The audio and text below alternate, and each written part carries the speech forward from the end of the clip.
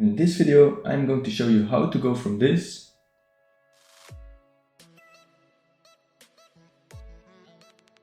to this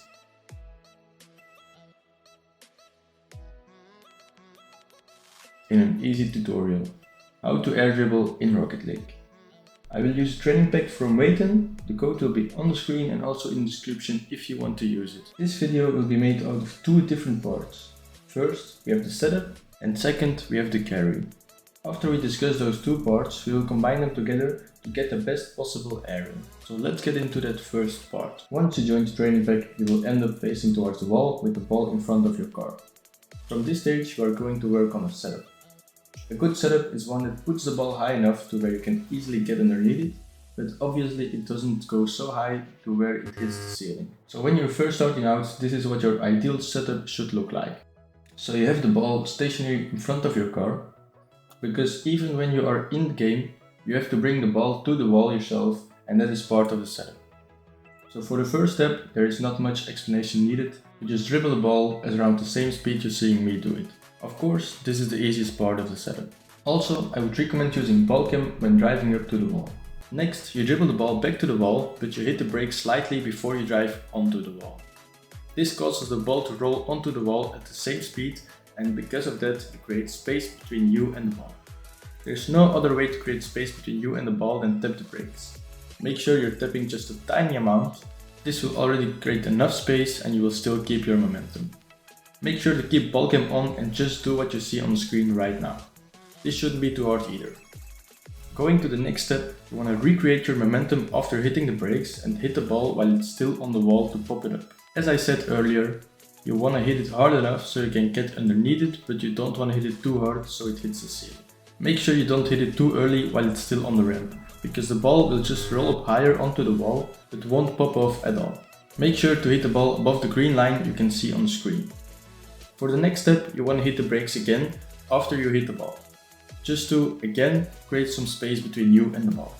Now do everything we already discussed several times until it goes really well.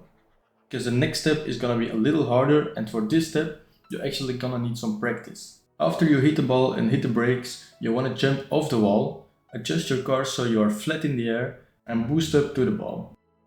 If you are having some trouble actually hitting the ball, try to do the motion first without the ball in free play. And then you can go back and try it with the ball. The hard thing about this transition is that you have to do three things at the same time.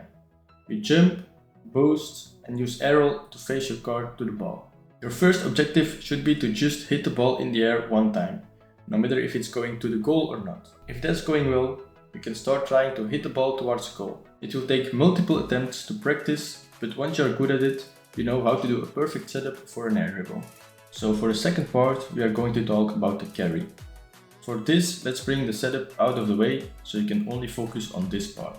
As you can see on the screen, you can navigate between shots in training packs.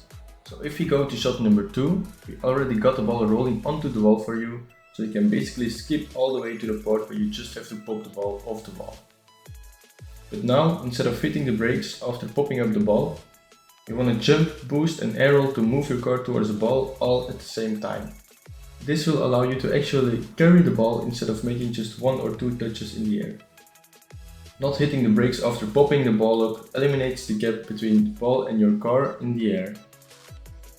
At first, this will be really difficult when you start out, so just simply try to carry the ball anywhere on the field.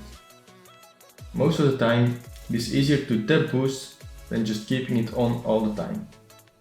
This is because you want to move your car at approximately the same speed as the ball. There is no sweet spot that works for this every time. This is because it depends on your angle, speed and momentum. But anyway, the more you practice, the more you will get a feel for it. Don't worry about actually scoring the ball until you are really good at it. This will take multiple hours to learn, because this is just a hard mechanic to learn if you are new to the game. Also, don't spin around while you are learning this mechanic, because this will only slow down your improvement. Just hit arrow to adjust your car if necessary. Later, you can start trying to carry the ball to the goal, so you can use this mechanic in actual games and get goals out of it. Now that the setup and the carry are completed, we can bring them together to create the perfect air dribble. For this, you want to go back to the first shot of the training pack. Here you have to guide the ball back to the wall yourself, and you can combine the setup with the carry. For this step you just want to apply what you've learned in the carry to the setup. So forget about tapping the brakes after popping up the ball, but instantly turn your car and boost up to the ball. Other than this, there are not really any tips to learn this instead of practice. A lot. If this is going really well in the training pack, I can advise you to go to free play and try it from different angles and positions on the field, so you can adapt it to your game as well. And then, suddenly, you can do an air dribble! Let's move on to some advanced mechanics you can put into your air dribbles. First, we have what I call the fake air dribble. For this, you act like you are going to do a normal air dribble, but you fake that you have no boost.